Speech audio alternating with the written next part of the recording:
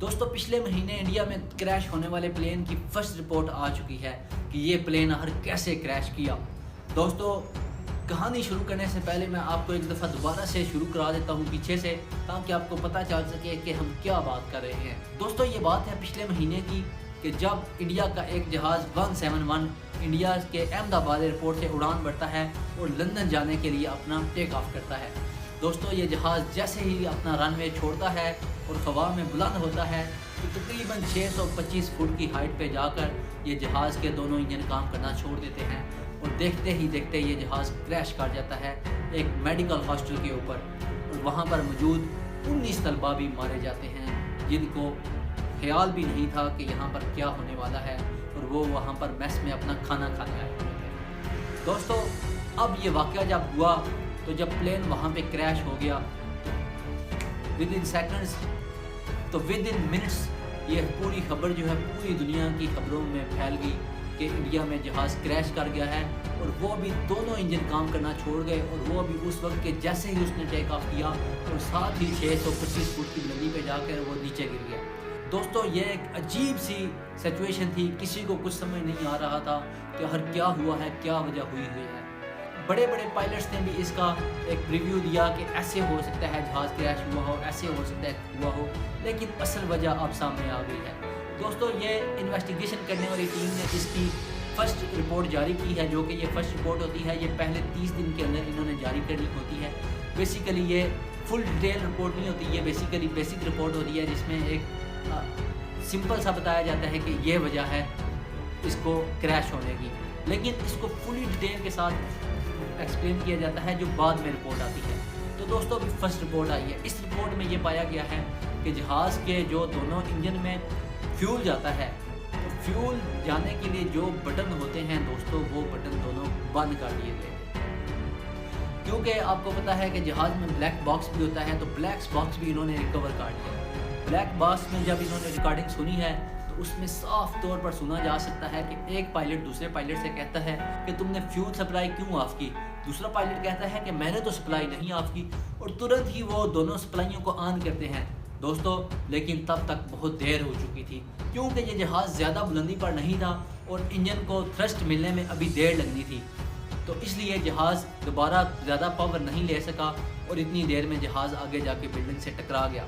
बड़े बड़े इन्वेस्टिगेटर्स का यही कहना है कि अगर ये जहाज़ थोड़ी सी ज़्यादा बुलंदी पर होता तो फिर इस जहाज़ का क्रैश होना जो है इससे बचा जा सकता था और ये जहाज़ क्रैश बिल्कुल भी ना होता, लेकिन इसके बरक्स सिचुएशन कुछ और होती। लेकिन अब मैं आपको थोड़ा सा पीछे लेके चलता हूँ कि आखिर में सिलसिला होता क्या है। दोस्तों बेसिकली जहाज़ में 3 हाइड्रोलिक सिस्टम होते हैं जो कि उसके सारे सिस्टम को चलाते हैं।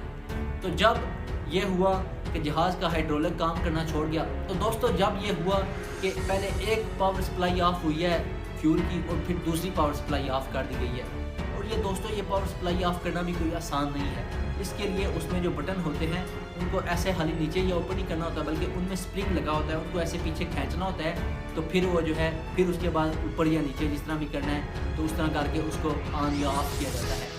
तो ये अभी तक ये एक ट्रेजेडी है, और ये एक जो है अभी तक इस पे सवाल उठ रहे हैं कि आखिर ये ऑफ़ किसने किए। जब एक पायलट ने दूसरे से कहा कि मैंने तो नहीं किए, और जो सवाल पूछ रहा था बज़ाहिर उसने भी नहीं किए, तो फिर ये बटन दोनों ऑफ़ कैसे हो गए और फ्यूल सप्लाई बंद कैसे हुई। अब दोस्तों आते हैं इस बात पे कि ये कैसे होता है। दोस्तों जो दोनों इंजन फेल हुए हैं जहाज़ के, ये ऐसा वाक़या है जो कि करोड़ों में भी नहीं बल्कि 100 करोड़ में से भी एक दफ़ा हो सकता है कि जहाज़ के दोनों engine at the same time काम करना छोड़ दें। और ये वो भी ज़ाहिर सी बात है, अभी ये भी जो हुआ है ये इसी सूरत में हुआ है क्योंकि जहाज़ की पावर सप्लाई जो है फ्यूल सप्लाई वो ऑफ़ कर दी गई थी। तो जाहिर सी बात है जब इंजन को फ्यूल ही नहीं मिलेगा तो वो चलेगा कैसे, और जब वो चलेगा ही नहीं तो जहाज़ उड़ेगा कैसे, और जब उड़ेगा ही नहीं तो डेफिनेटली जहाज़ फिर क्रैश कर जाएगा। तो दोस्तों ये जहाज़ अगर थोड़ी सी बुलंदी पर होता तो फिर इसका बचना मुमकिन था, क्योंकि इंजन जब उन्होंने दोबारा सप्लाई ऑन की और दोबारा इंजन को ऑन किया तो एक इंजन ऑन हो गया था, लेकिन दूसरे इंजन को भी टाइम लगना था। लेकिन जाहिर सी बात है क्योंकि ज़्यादा बुलंदी नहीं थी तो जहाज़ विद इन सेकंड्स क्रैश कर गया और पता भी नहीं चला कि क्या हुआ और क्या नहीं हुआ और कैसे हुआ। तो दोस्तों अब आपको बताते हैं मेन बात जहाज़ जितनी ज़्यादा बुलंदी पर होता है उतना ही ज़्यादा उसके लिए सेफेस्ट होता है। अगर बुलंदी पर उसका कोई इंजन वगैरह ऑफ हो जाए, पावर सप्लाई ऑफ हो जाए, फ्यूल ऑफ हो जाए या कुछ भी इस तरह का सिस्टम हो जाए तो जहाज़ के पास, तो पायलट के पास मौका होता है। तो पायलट के पास, तो जहाज़ जितनी ज़्यादा बुलंदी पर होता है पायलट के पास मौका होता है कि वो अपने जहाज़ को बचा सकता है और उसको किसी न किसी तरह किसी सेफ जगह पे क्रैश लैंडिंग करा सकते हैं। लेकिन इस तरह से जो हादसा हुआ है इससे बचा जा सकता था। इससे पहले भी एक दफ़ा एयर कैनेडा की फ़्लाइट के साथ भी इस तरह हो चुका है। फिर इसके अलावा पाकिस्तान में भी एक फ़्लाइट के साथ इस तरह हो चुका है।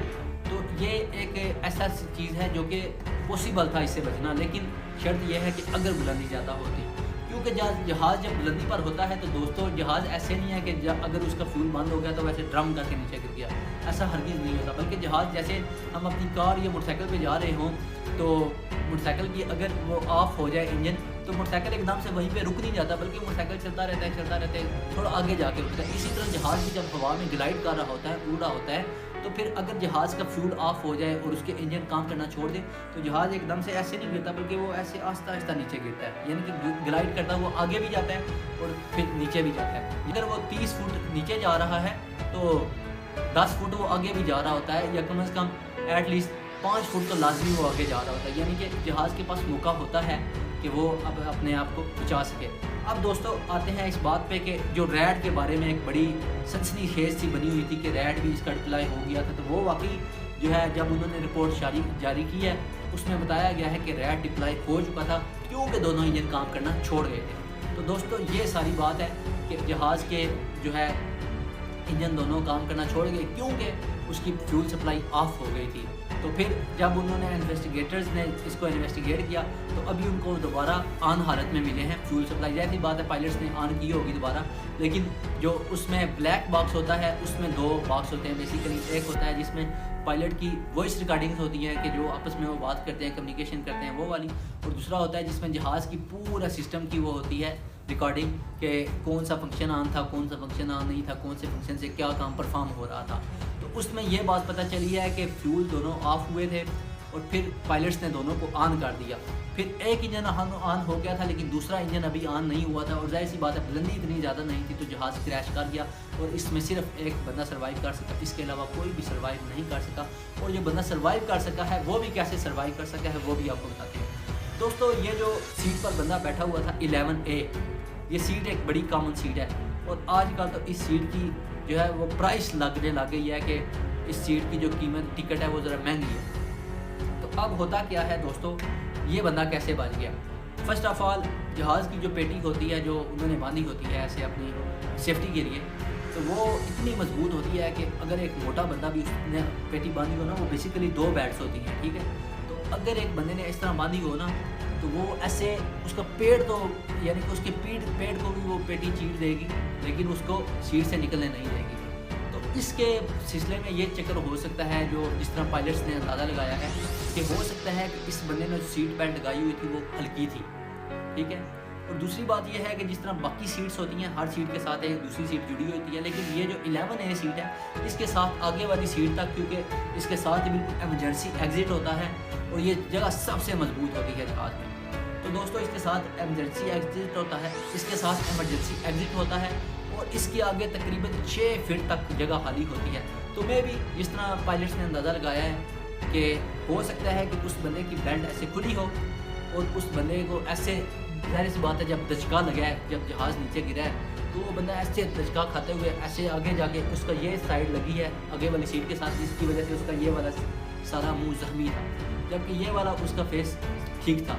तो दोस्तों फिर जाहिर सी बात है वो बंदा भी अनकॉन्शियस में ही था, तो उसको जब कहीं से कोई जगह नज़र आई उस एमरजेंसी गेट से ही, तो उसने छलांग लगा दी और अपने आप को बचा के वो निकल आया अल्हम्दुलिल्लाह। तो एक बंदा सर्वाइव कर गया लेकिन बाकी बंदे सर्वाइव नहीं कर सके। तो दोस्तों ये थी सारी कहानी कि अभी बेसिक ये रिपोर्ट आई है। अभी नेक्स्ट रिपोर्ट जो आएगी वो भी हम आपको बताएंगे कि उसमें क्या वाक़या हुआ और क्या नहीं हुआ।